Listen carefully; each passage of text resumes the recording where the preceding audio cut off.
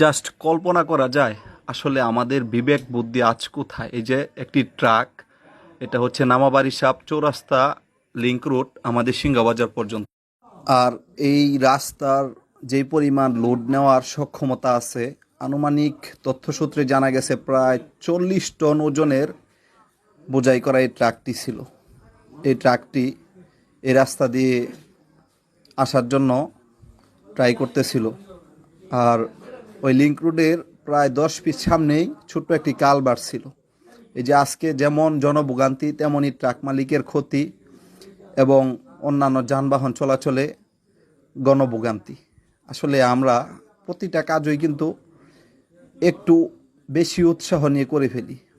আর এখানে বিশেষ করে সবচাইতে বেশি দোষটা আমি মনে করি যে ড্রাইভারটা এই লোড বোঝাই করা ট্রাকটি নিয়ে এই রুট দিয়ে আসছিল, কারণ তার এটা বোঝা উচিত ছিল যে এরকম একটি ছোট্ট কালভার্ট এত বেশি ওজনের লোড নিতে পারবে না।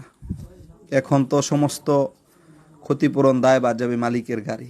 আসলে কি পরিমাণ ক্ষয়ক্ষতি হয়েছে এটা দেখতেই পাচ্ছেন, আর বলার মতো কোনো ভাষা নেই। আর দোয়া করি আল্লাহ তাআলা যেন সকল বিপদ আপদ থেকে সমস্ত মানুষকেই রক্ষা করে এবং হেফাজত করে।